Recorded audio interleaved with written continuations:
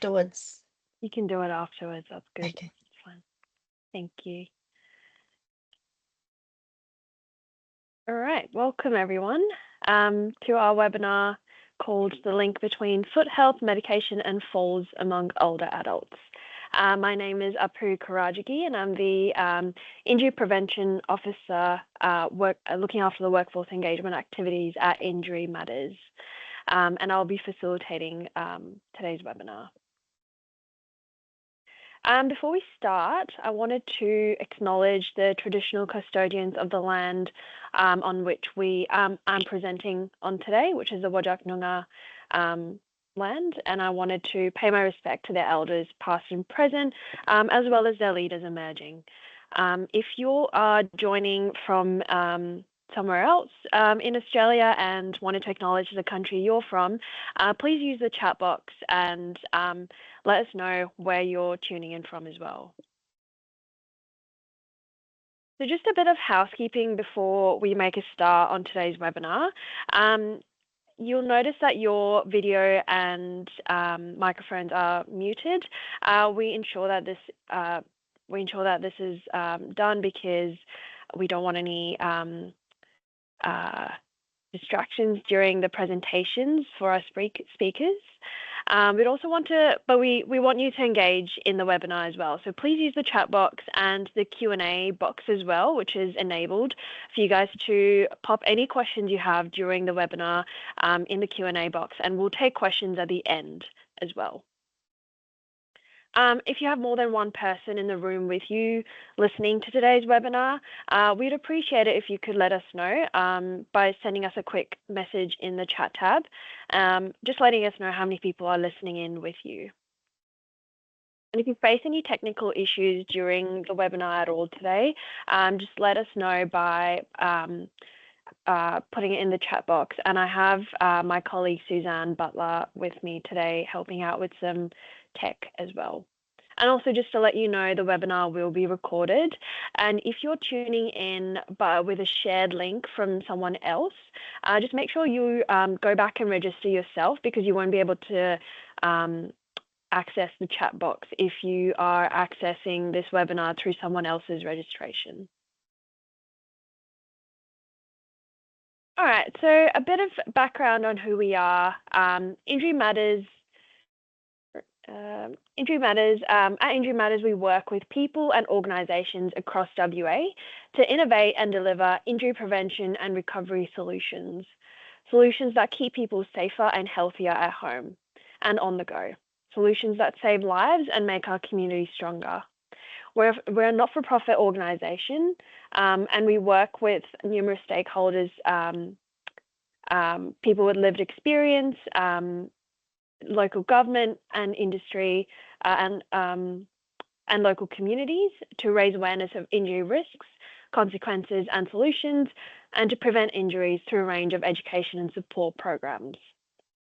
And today's webinar is through the Stay on Your Feet program, which is funded by the Department of Health, WA. The Stay on Your Feet program provides information, training and support to older adult community members, as well as health professionals working with older adults on how to prevent falls in the community. And this is done through the Move, Improve, Remove campaigns, and they equate to move your body, improve your health and remove hazards. So just to give some context on falls in Australia, falls are the leading cause of injury, hospitalisation and death in Australia, with 43% of injury hospitalisations due to falls and 42% of injury deaths are caused by falls. To give some WA context, this is some stats taken out from the WA Falls Report WA. WA Falls Report 2023, and it's pretty much consistent to the national stats as well, where falls are the leading cause of injury hospitalisation in WA as well. In WA, someone dies every 19 hours due to a fall, is hospitalised every 15 minutes, and presents to the emergency department every 11 minutes due to a falls-related incident. So this is a big public health concern, and we want to prevent falls from happening in the first place. Today's webinar will talk you through, I guess we'll focus on the link between medications or polypharmacy and foot health while linking them to falls. And we're going to hear from two of our presenters today, Dr. Amy Page, who's a Senior Lecturer and Research Fellow at the University of Western Australia. And she'll give us the pharmacy perspective on falls and what we can do in that space, and also we'll hear from Professor Hilton Menz, who's a professor of podiatry at La Trobe University. So I'll just do a bit of an intro before I hand it over to Amy, who's our first presenter. Dr. Amy Page is a registered consultant pharmacist and qualified biostatistician. Her vision is to reduce medicine-related harm while balancing symptom control to align with individualized treatment goals for older people to improve well-being. So I'll hand it over to Amy to start us off with foot health, medication, and falls. Thank you very much for that warm introduction, Apu. So today I'm going to be talking, as Apu's already said, about the link between foot health and medications, as well as the link between falls and medications.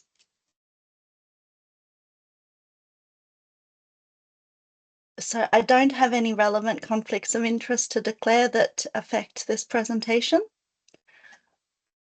First off, I wanted to start by talking about how many older Australians are using what we call polypharmacy. So polypharmacy is defined differently by different people. Amy. Yes? Sorry, Amy, we can't see your slides. Oh, didn't I share my screen? I'm so sorry. Is that working now? Yes, it is. Lovely. So I'll go back to the start. So I'm going to be talking today about foot health and medications, as well as medications and falls. I don't have any relevant conflicts of interest to declare that go with this presentation. Thinking about polypharmacy, different authors have defined polypharmacy differently. So some people refer to it as the use of 5 or more medicines, some as 10 or more, some as more medicines than required. It does vary. The definition I'm going to be using today is the definition of 5 or more medicines. We do know that this is something that affects over 1 million older people in Australia. And if we look at it a little bit more broadly and just people in Australia, it affects about 1.8 million people, Australians. That number has increased. So there was a 52% increase in the number of older Australians using polypharmacy between 2006 and 2017. So it is a problem that affects a lot of people.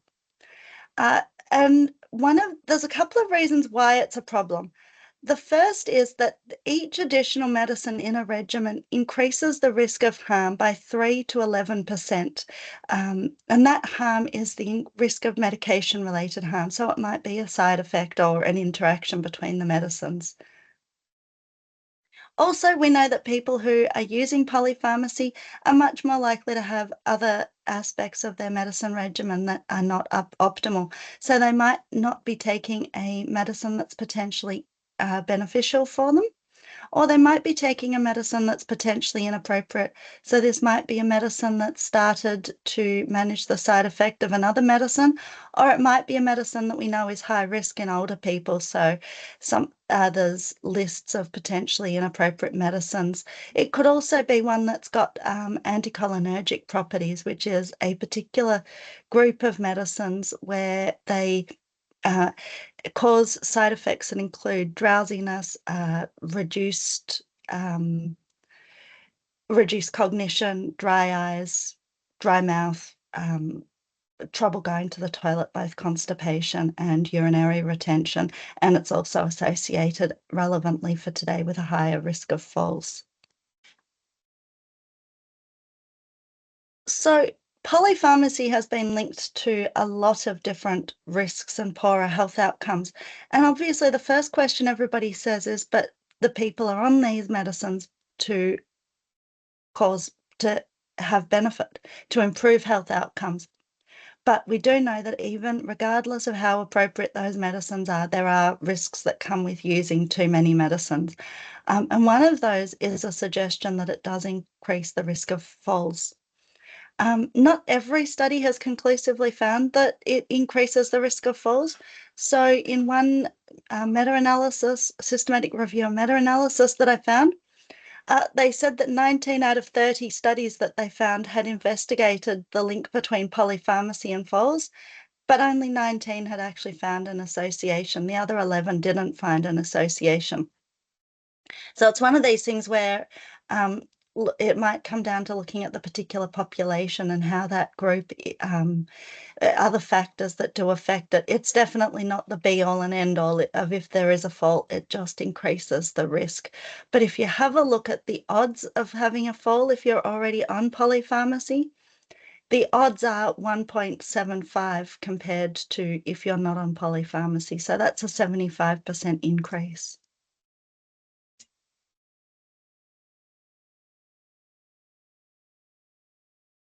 We often think about medicines that increase the risk of falls. Some very broad suggestions suggest that any cardiovascular medicines, any medicines that affect how the mind works, including any antidepressants or antipsychotics, would affect the risk of falls.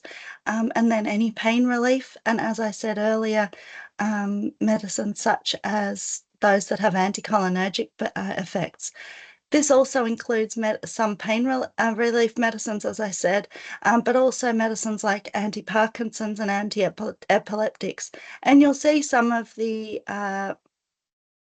paradox in this too, where obviously if somebody's Parkinson's is better controlled, they're less likely to have a fall.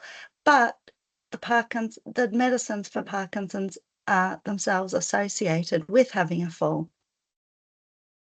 But when people have done, again, systematic reviews and meta-analyses looking at these medicines, it's not always held that these medicines are associated with having a fall. So beta-blocking agents might actually be protective, and so might statins, even though we often say that statins can affect muscle health and beta blockers are affecting blood pressure, which we would think might actually cause an increased risk of falls. So it's not universal that we can just go, oh, that's a medicine for the heart or that's a medicine that affects the mind. Therefore, it's going to be affecting somebody's risk of having a fall.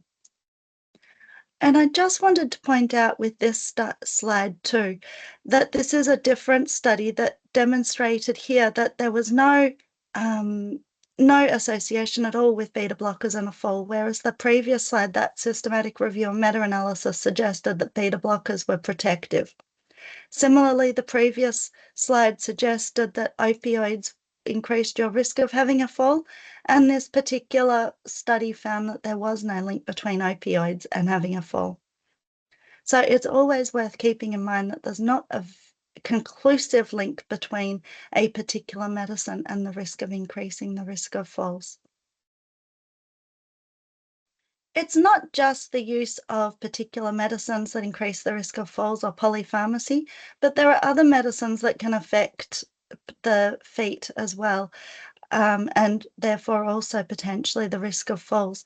So we know that there are a number of medicines that affect peripheral neuropathy, or sorry, I shouldn't say affect, that they either have that they have peripheral neuropathy as a known side effect. So these medicines are ones that we do need to think about if somebody is on them, if they might be aggravating or even causing any peripheral neuropathy that somebody has. Similarly, we've got medicines that cause peripheral edema. There's a particular class of blood pressure medicines called calcium channel blockers that can cause, well known for causing swollen feet.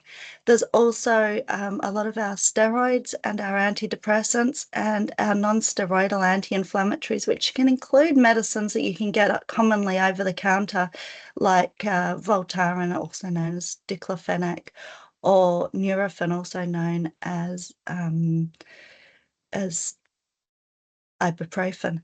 So these medicines can affect the risk of having peripheral edema, and so can some of the diabetes medications, both positively and negatively, as some of the diabetes medications can actually have a diuretic effect.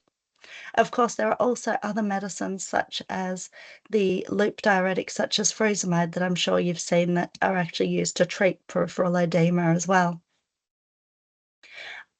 There's other potential medicines that can affect peripheral circulation as well, and I don't have a slide that lists those, but those sort of medicines that have Raynaud's disease or syndrome as a potential side effect can also potentially affect the feet too. One of the suggestions for how we can address this use of medicines that can potentially affect foals is through a process called deprescribing. So deprescribing is an intervention where we make a decision actively, usually in conjunction with the person using the medicines and their healthcare team, about whether we can discontinue one of their medicines that they're taking. Sometimes we can stop that medicine abruptly, and other medicines we need to stop slowly or taper. Sometimes just reducing the dose too can help with some people. We've recently just published a study on deprescribing in residential aged care. So we had 3 groups in this study. We had a blind intervention group where they had their medicines withdrawn, but we replaced it with an empty capsule, so they didn't know that their medicine had been withdrawn. We had a blind control group, so they continued on their medicine, but we put a capsule over it so they didn't know that if they were still taking it or not. And then we had an open intervention group where people knew that they had those medicines withdrawn. One of the things we had a look at in this was having a look at the process and which medicines were stopped. And you can see here that some of those medicines that were stopped were actually those that are associated with falls. So they were things like those psychoactive medicines, the anti-Parkinson's, the anti-epileptics, and the analgesics. They were quite prominent in those lists, as well as those cardiovascular medicines. In doing this study, we did find that we were able to reduce about 2.5 medicines per person in both the blind intervention group and the open intervention group, with slightly more medicines being reduced in the blinded group. But one of the things that was really interesting was that we didn't notice any significant changes in survival or any other clinical outcomes, including falls. So this was really interesting because while we had hoped to see an improvement in some of their clinical outcomes or survival, because we know that polypharmacy is associated potentially with harm, it's actually interesting to take a step back and remember that these are medicines that are being given to try and improve somebody's health outcomes.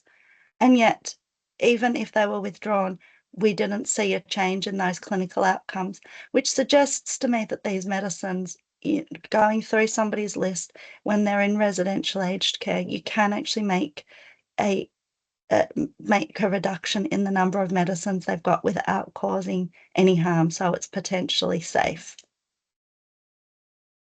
It's also a cost-effective intervention. So we found that the intervention cost about $239, but that was offset by the number of medicines, amount of money that they were spending on medicines too, which we thought was an interesting finding. Specifically thinking about falls, though, it is one of those things where we've actually continued to see a finding in deprescribing research where, although polypharmacy and the use of these medicines that are linked or associated to falls, even when they are withdrawn, we're not seeing a difference in falls. So our study wasn't the only one that's found that deprescribing does not affect falls. this seems to be really consistent. So the finding that I would take from that is that it's actually really important to consider really carefully starting the initiation of those medicines that are linked to falls, because once they've been started, you can't necessarily reduce their risk of having a fall by removing it. Now, that's not to say don't use it, because if somebody's got epilepsy and you're providing them with a medicine for anti-epilepsy, obviously that they need that medicine. It's just considering that risk to benefit for that individual person. Now, I don't expect, sorry, wrong way. I don't expect everybody to be able to do that process of balancing up if there is a risk to benefit for each individual medicine and for the medicine regimen overall, and also considering all of those different processes that are involved in how you'd actually go about stopping medicines and if each medicine continues to be indicated. However, there is a few programs around where pharmacists can do those comprehensive medication reviews. So we've got a program called Meds Checks where anybody can, in any community pharmacy, are able to provide a service called a Meds Check. So this is usually sitting down with your pharmacist in a private room for 10 to 15 minutes to discuss your medicines, working out exactly which medicines the person's on, and having any discussions with them. They can also then write a letter to the person's GP afterwards if the person consents with any, and just to inform them of the conversation. A meds check is a more simple process, and it can happen first. If somebody's had a meds check, they can then have other services. But if somebody's had the other services first, then they can't have the meds check for another 12 months. Some of the sort of interventions that we would like to see in the meds check are getting that medicines list for people, and also talking about what time of day they take their medicines and if they take them together, and also how to use any devices that they've got potentially too, because things like asthma inhalers are notoriously challenging to use. The other program we've got is called, for people living in the community, is called a home medication review. And this is where this can only be done by a consultant or a credentialed pharmacist. So this is a pharmacist who's undergone a little bit more training after they've registered. And about 1 in 10 pharmacists have done this training. So this is only initiated by the GP, although the person can ask for this themselves, or the community pharmacist might suggest to the GP that this might be beneficial. The GP needs to write a written referral through to the consultant pharmacist asking them to go and see this person. The consultant pharmacist often collects information prior to the home visit, so they might ask the community pharmacy for their dispensing records or access the GP's clinical notes, or go and have a look on Prada at their, if they've got consent first, at the electronic medical records. After that, the consultant pharmacist and the consumer have a consultation in the consumer's own home. This can only occur in the consumer's own home, so the service is not funded if it happens outside of the home. Sometimes after this appointment, the consultant pharmacist needs additional information, such as when they've gone to the appointment, they've found that the person is visiting multiple community pharmacies and they want to go and find that extra information from those other community pharmacies. After that, the consultant pharmacist writes a report and sends it through to the general practitioner. This report usually provides an overview of what was discussed at the consultation. It provides a medication list, including annotating which medicines the GP thought somebody was on, but they've now stopped, or medicines that they're on that the GP didn't know about, and also any discrepancies in what the GP had documented that the person took. So they might have had that they took one tablet a day, and the person tells us that they're taking 2 tablets a day. Most pharmacists will also include information on what the person thinks that their medicines are for, because that gives a guide about how well they understand their own medications that they're using.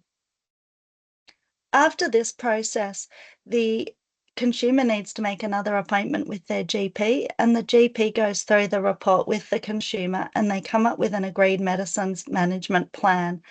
This may be just that they discuss what they're using the different medicines for and explain different things further, or they might make a plan to initiate some new medicines that were identified that could have been beneficial, or to change to another medicine, adjust doses, or come off a medicine that's no longer needed or might be causing harm.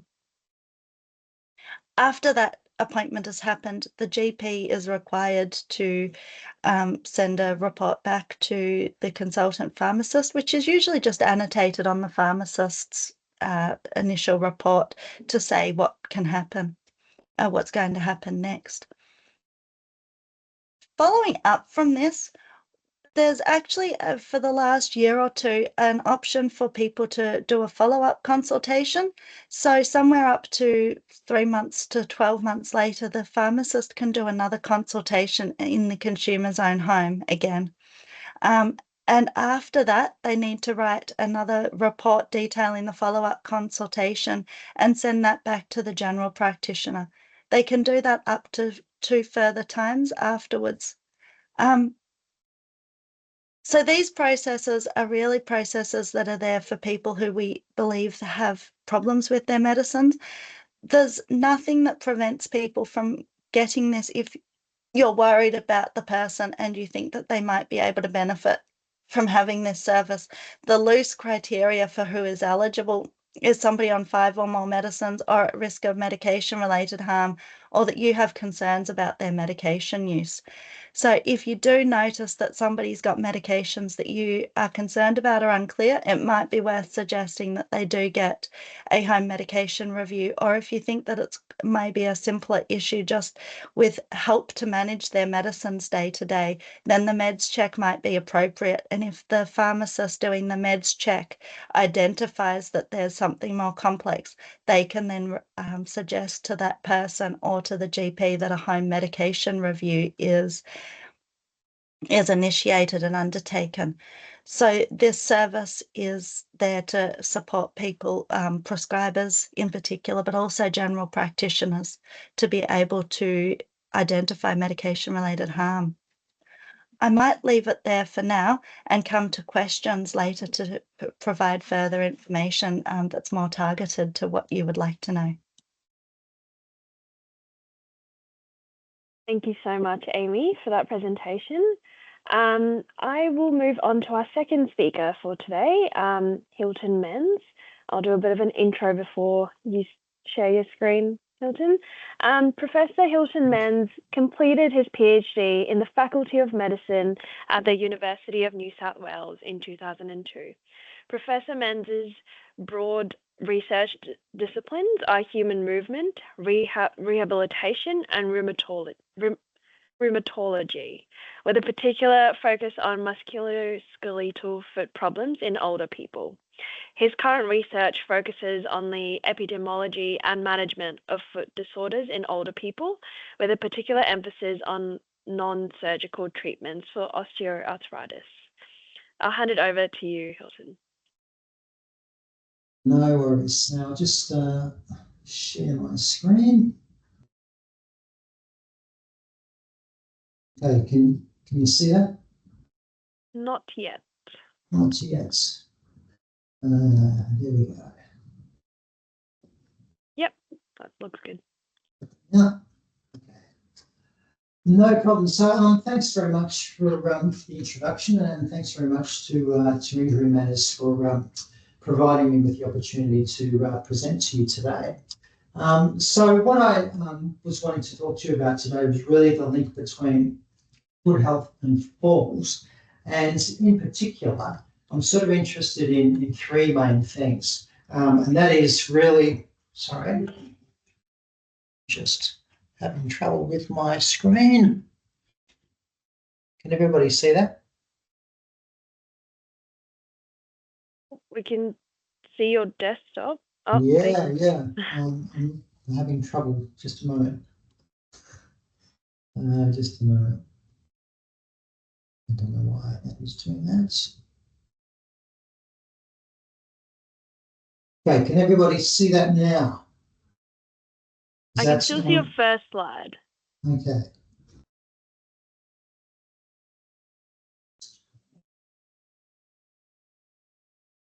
Can you see the second slide? Yes. Okay, so there's three things I wanted to talk about. One is the issue of foot problems and falls. So we'll talk about the evidence that links the two. The second thing is footwear and falls, because I get asked about that quite a lot. And then finally, whether we can actually do anything about this, looking at whether podiatry is effective in preventing falls. Now, I have a clinical background in podiatry, so I've got a particular interest in this, and also did my PhD back in 2002 in falls prevention.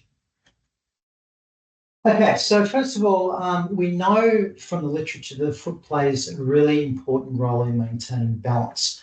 We really don't have a choice but to use our feet, because the foot provides the only interface between the ground and the person when we're doing our weight-bearing activities. And we know that as we get older, there are a set of age-related changes in foot structure and function, which make us far more likely to develop a foot problem, which affects around about 1 in 3 older people. We also know from the evidence that foot problems impair balance and gait patterns, but the bigger question is really whether foot problems increase the risk of falling. Okay, so to answer that question, we conducted a systematic review a few years ago. So this was published in 2018. There's been a couple of papers that have been published since then, but it pretty much is up to date. So that slide just shows the search strategy that we used. We basically looked at anything that was linking foot problems and falls, limited to the English language. In terms of inclusion criteria, we focus predominantly on community dwelling older people. So that's important because we excluded all the studies that have been done in residential aged care. And the reason behind that was that there are sort of different questions, different issues between community dwelling and residential aged care populations. The other thing to point out here is that we excluded studies where they looked at specific medical conditions.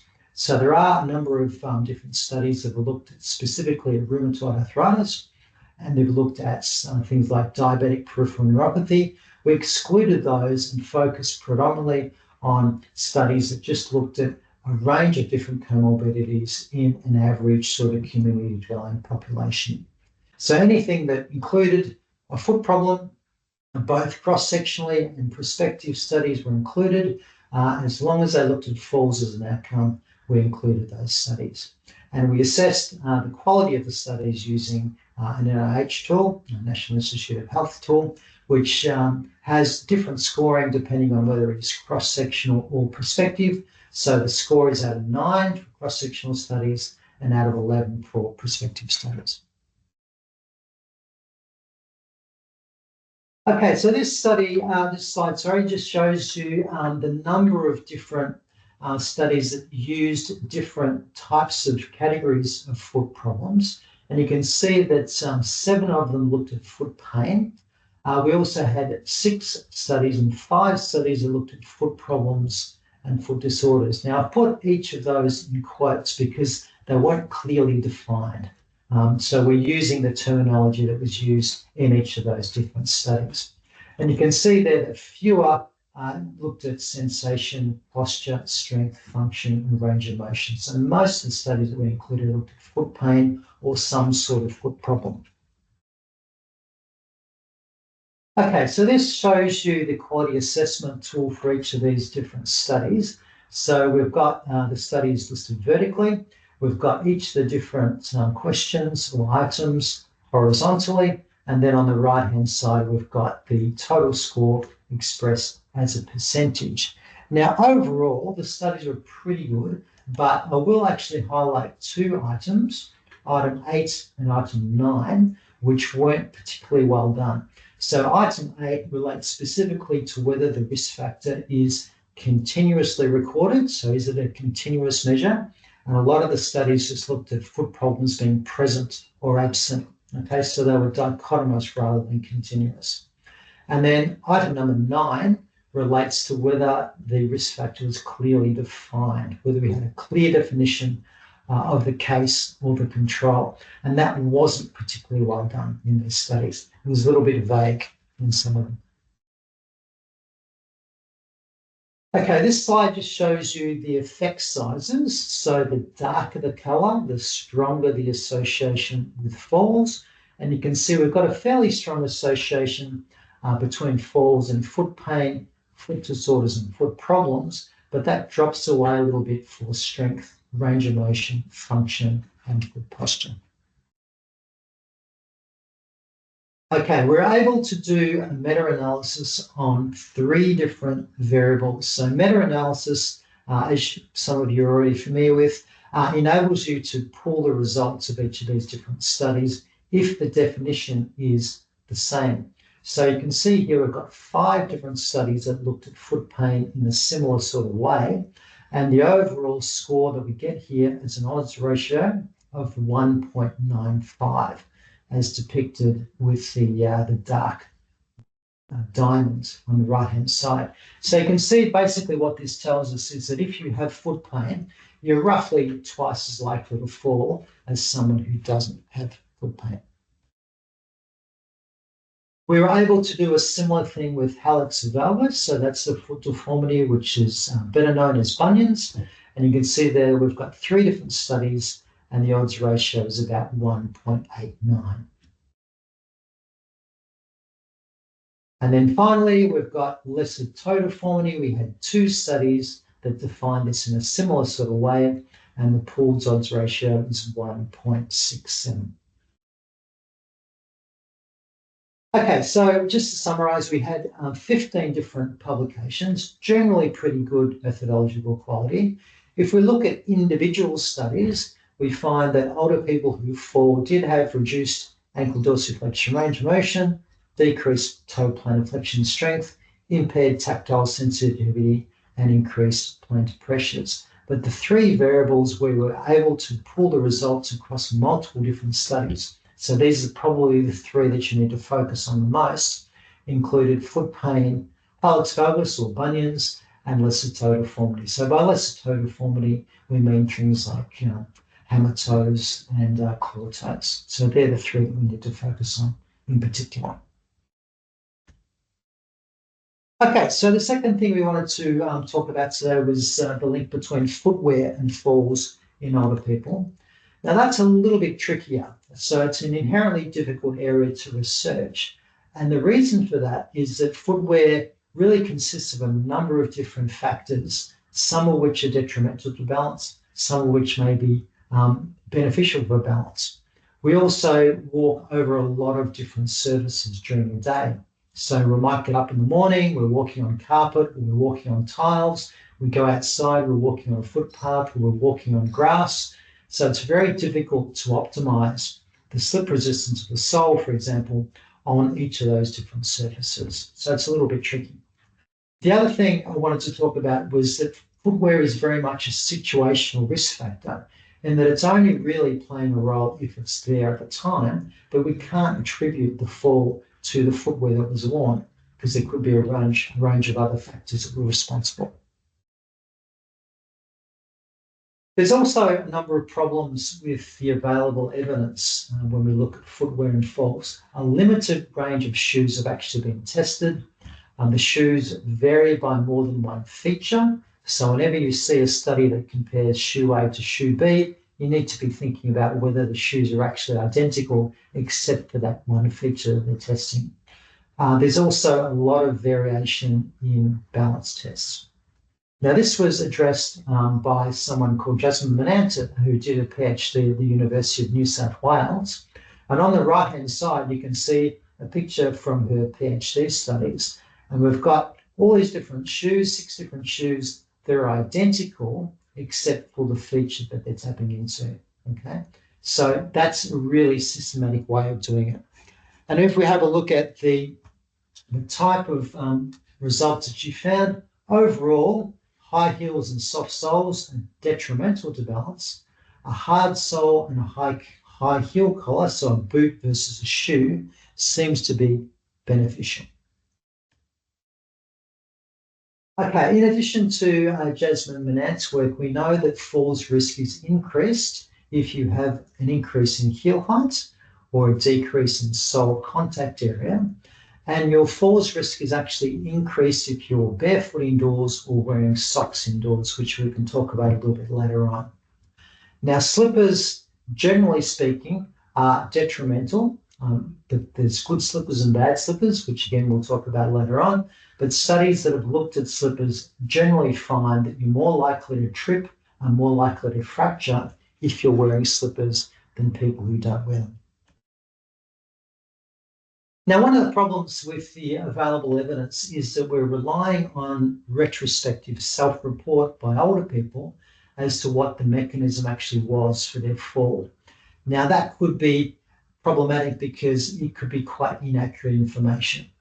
So in order to deal with that issue, a researcher by the name of Stephen Rabinovich, who's based in Canada, actually installed video cameras in an aged care facility, a long-term care facility in Canada, and recorded the actual falls that took place. Now, the good thing is that he made these recordings available to other researchers last year. So we started to look at whether the footwear had anything to do with the fall. So we're able to work out what sort of shoes people were wearing in about 75% of cases, and about 40 falls, so about 18%, were potentially related to the footwear. And the thing that really stood out to us was that the likelihood of footwear contributing to a fall was highest for socks. Now, on the right-hand side, you can see a diagram which looks fairly complicated because that's called a Sankey plot. But I want you to focus mostly on the green area, which relates to socks. We've got three different components of the Sankey plot. We've got the shoes that were worn, then we've got the potential shoe-related cause of the fall, and then the direction of the fall. So what this suggests is that we had a lot of people who were wearing socks. They resulted predominantly in inadequate slip resistance, so they were slippery socks, and then they resulted in people falling backwards. Now, just an example of that, we've got a case here of someone who's wearing a slipper on one foot and they're wearing a sock on the other foot, and they're translating from a fairly carpeted sort of floor to more of a lino floor. And when I play this, you'll see that there is a clear difference between the left and the right in terms of slip resistance.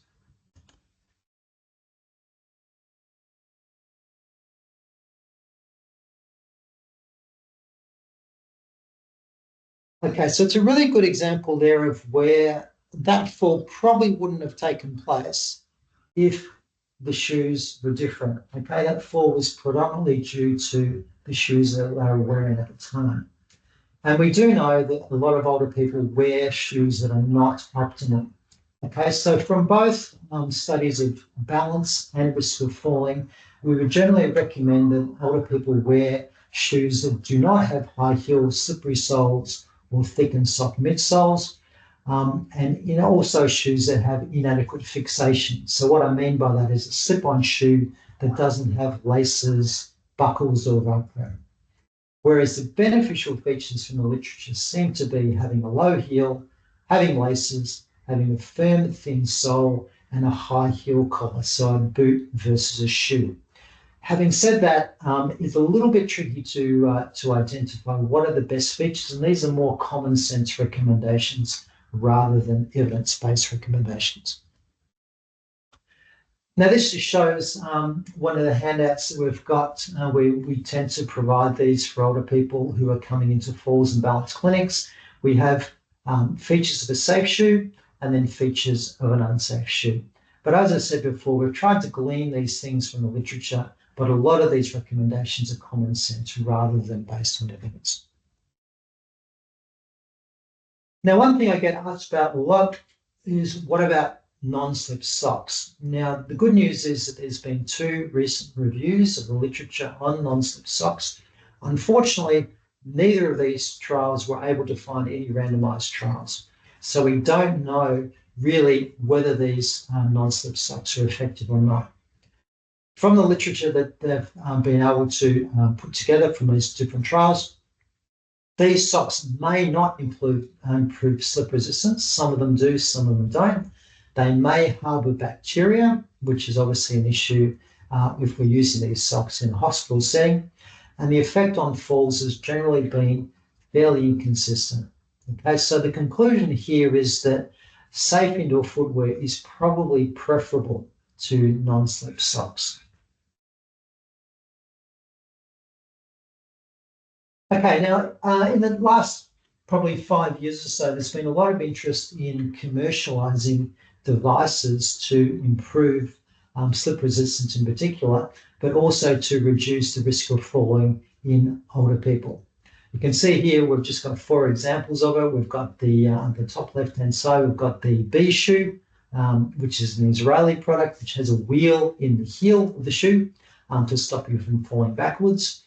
On the right-hand side up the top, we have the Japanese product, which is called the Terumo toe lifting sock.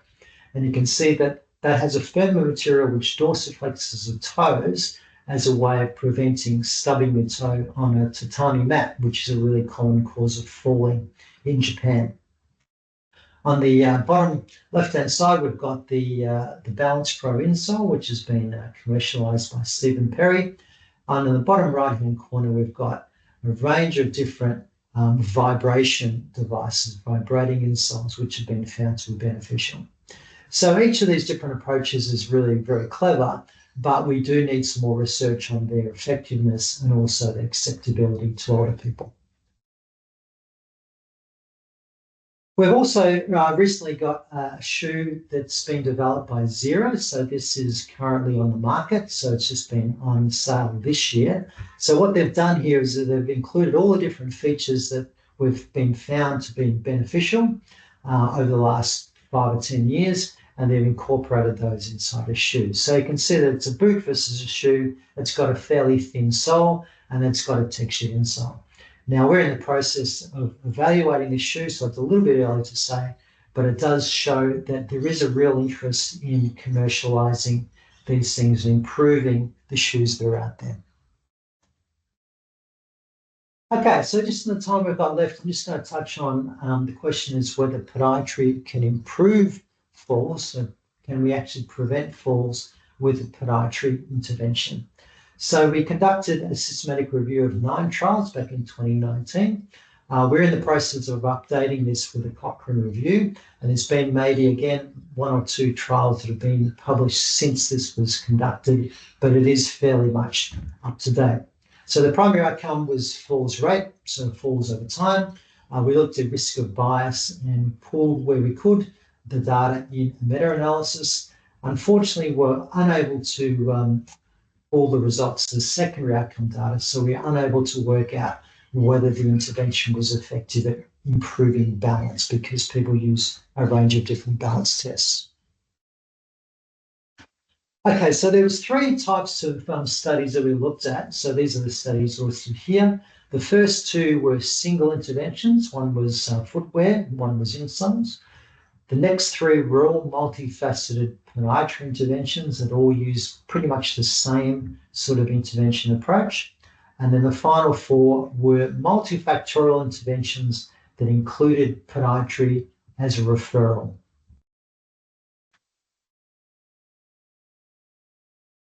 Okay, the risk of bias was pretty good. All up, the studies were pretty well done, except the major problem is blinding of participants. So whenever you provide a sort of mechanical or physical intervention, it's very hard for blinding of participants. So you need to keep that in mind. Okay, so there's single component interventions. Only one of them provided falls as an outcome. So this was a study of mine. The focus wasn't really on falls. It was mostly on foot pain. So the intervention that we used was just a shoe, and it did improve foot pain measures, but it didn't really have any effect on falls. Now, this was a fairly short follow-up, so only 16 weeks, and if anything, the falls risk was slightly increased in the intervention group, but it wasn't statistically significant. Now, the next 3 trials, though, were all podiatry interventions. And the first one was conducted in Melbourne by our group, and we followed people up for 12 months. That then got rolled out to the UK, a much larger study, and also got rolled out to a care facility in Scotland. Okay, so in each of these different studies, we had routine podiatry, footwear advice or provision, foot exercises, and foot orthoses. So 2 were conducted in community dwelling populations, 1 in residential aged care, and we had about a 23% reduction in falls.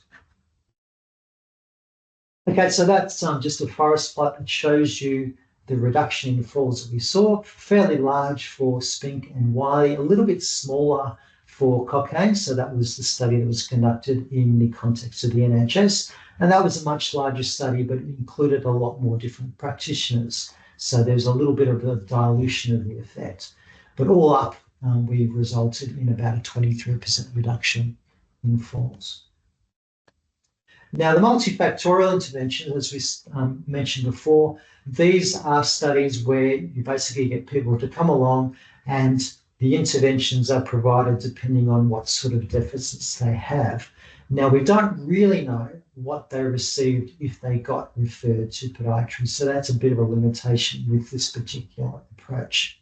But we did find about a 27% reduction in falls in multifactorial interventions that included podiatry as a referral. Okay, and as you can see there, we have the forest plot of the meta-analysis. The reduction in falls ranges from 13 to 46%, with an overall reduction of about 27. Okay, so this was the first systematic review and meta-analysis of podiatry and falls prevention. From 9 trials, we did see a 23% reduction in specific multifaceted podiatry interventions and about a 27% reduction if they had multifactorial interventions that included podiatry as an option.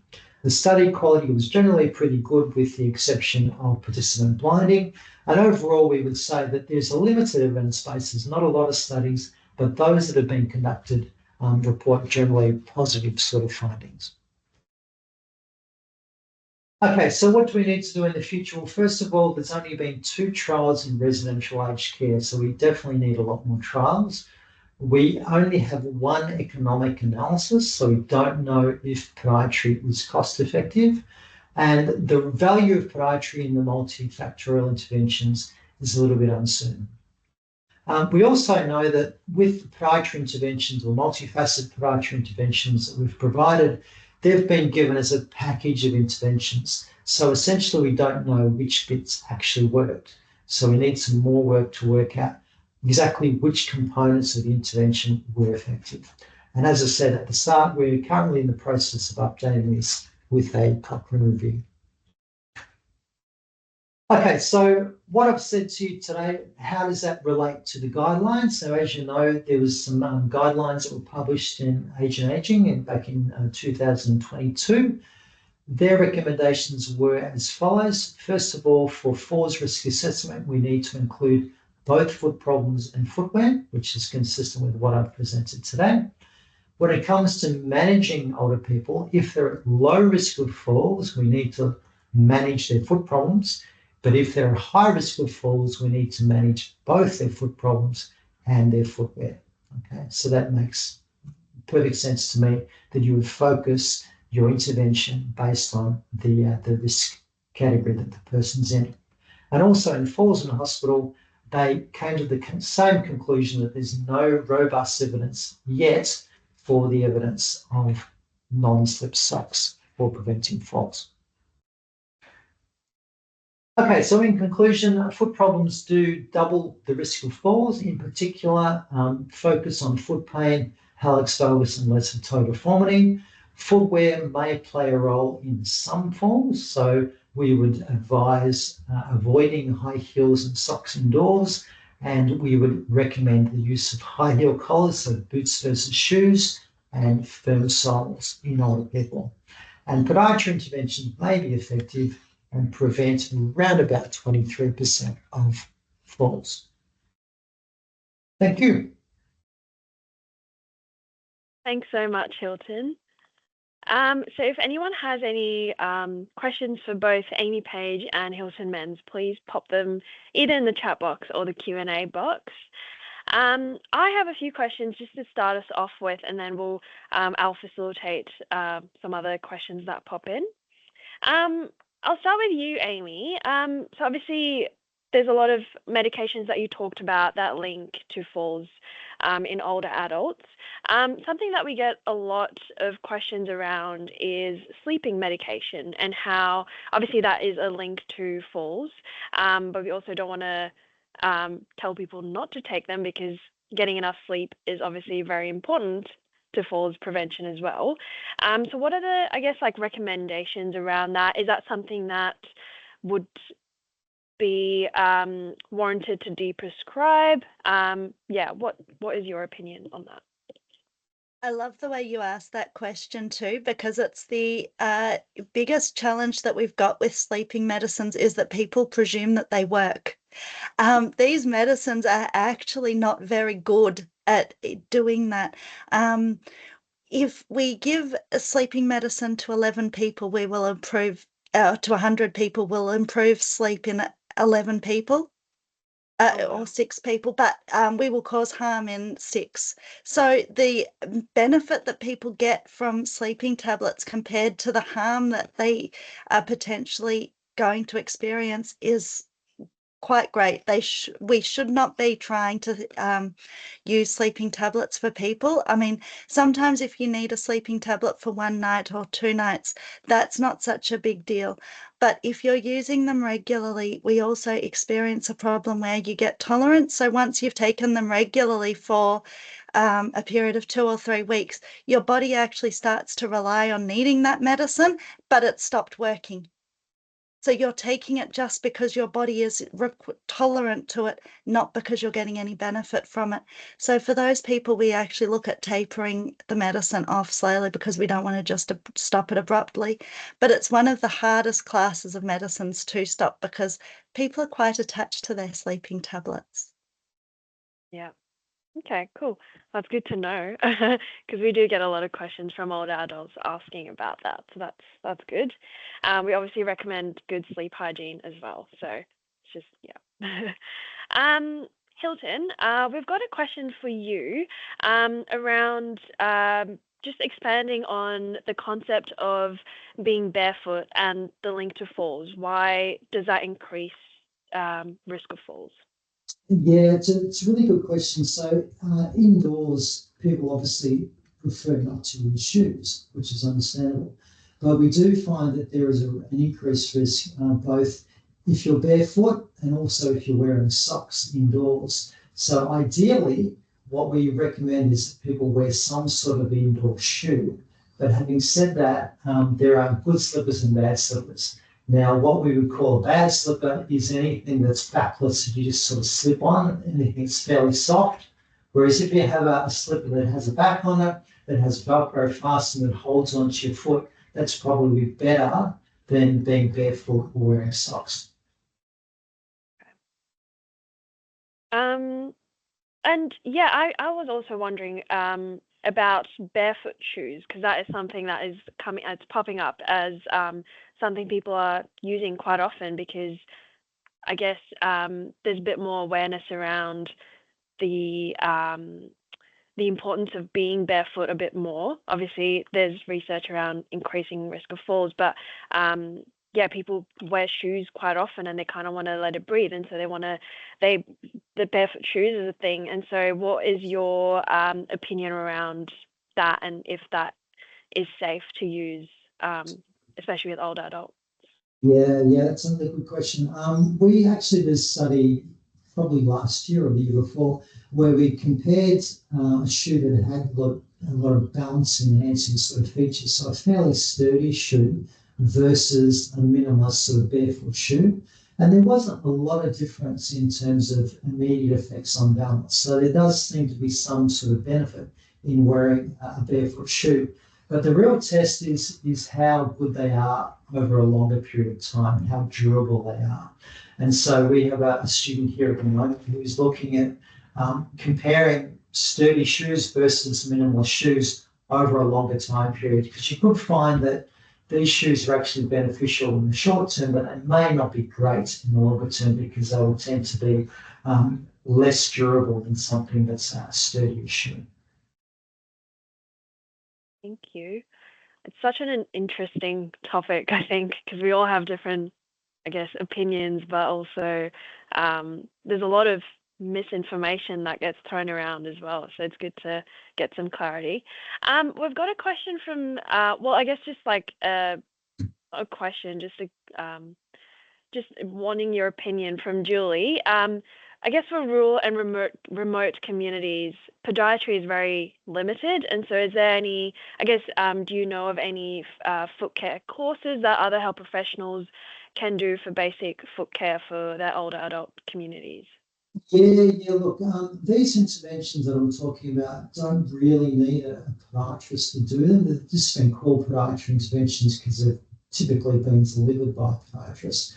But I am aware that it's very hard to sort of come across podiatrists, particularly in regional areas. A lot of what we've talked about today could be done by anybody, really. But there are courses that tap into foot care. They're mostly directed towards nursing staff because we have more nurses than we have podiatrists, and that's fine if they want to do those courses, get upskilled in assessing and managing foot problems. I don't have a problem with that. It's a reasonable thing to do. But I can put in the chat some links to different courses that are available. Sure. Yeah, that would be good. Thank you. I think there's a lot of other health professionals that want to learn more in this space so they can kind of implement that in their care as well, which is lovely to see. And also, I had a question around the multifaceted interventions that you talked about that in podiatry, the multifaceted interventions that reduced falls. And I just wanted to know what the other, I guess, like factors were considered in those studies. Were there, just what were the other factors in that?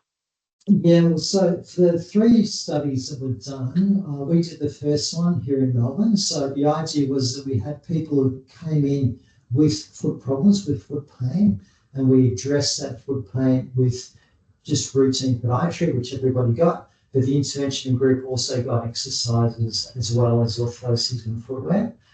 We didn't really focus so much on the broader sort of generic falls prevention activities. The assumption being that they were probably already getting those. We were just specifically focused on foot disorders. And then we rolled that out to the NHS in the UK. So it was the same sort of intervention.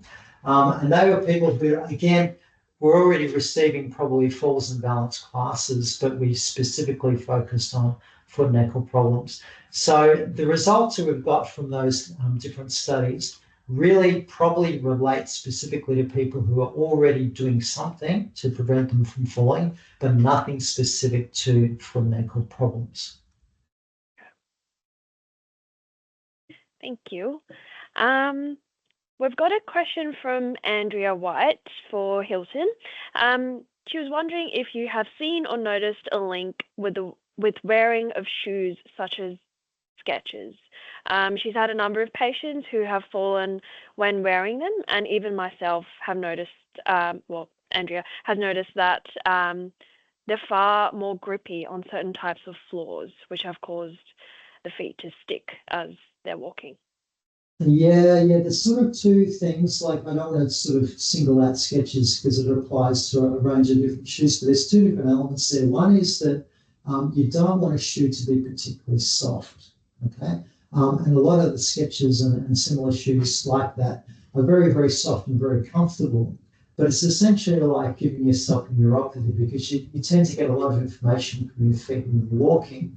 And if you put that foot inside a shoe that has a very thick, soft midsole, it might be comfortable, but you're not getting that accurate information. So we do find that a lot of people tend to have problems with their balance if they wear something that's fairly soft. And the other issue is the whole thing about slip resistance on carpets in particular. So if you're wearing a shoe that's designed to be worn outdoors, but you're wearing it indoors as well, the slip resistance is probably too much on a carpet sort of floor. So you will have a tendency for people to trip over their own shoes indoors rather than outdoors. Oh, yeah, so there's an ideal grip strength that we are looking for. Yeah, it's a little bit tricky because you do sort of cover a range of different surfaces, like I said in the lecture. And it's difficult to work out what is the correct slip resistance across the board on average. But the basic rule is tend not to wear shoes that are designed for outdoors, indoors. Okay. I think this is the last question. If anyone has any more questions, please pop them in the chat. This is to Hilton as well. Besides, I guess I can put it out to everyone else, to Amy as well.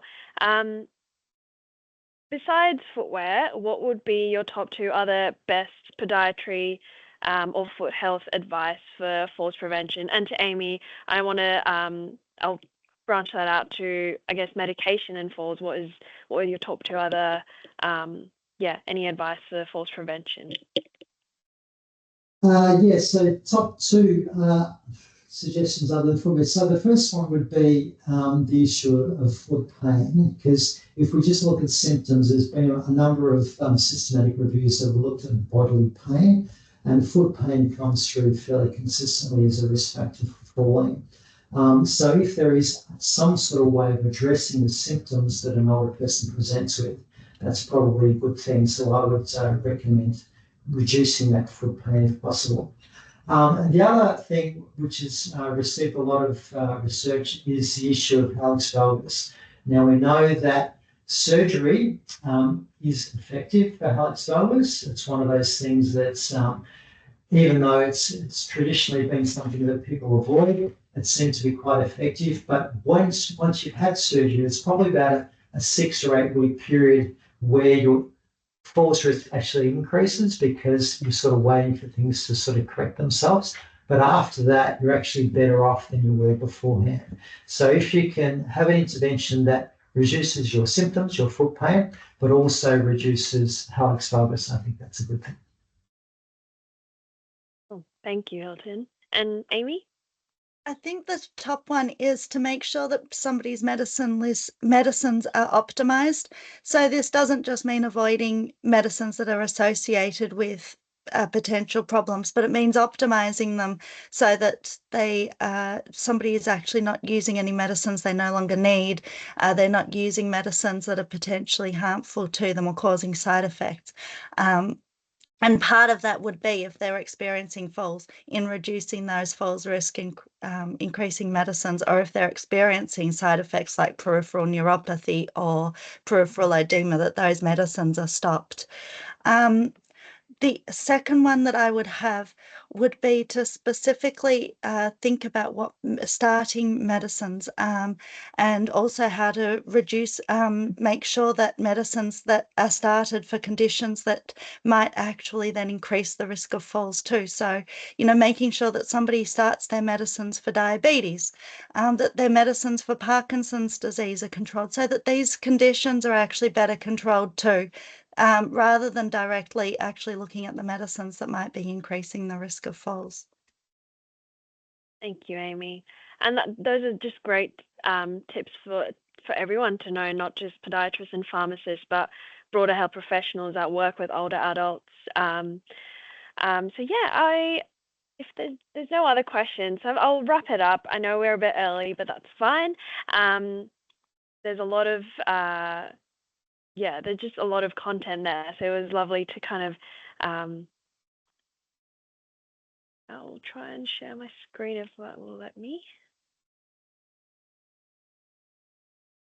So went through the questions.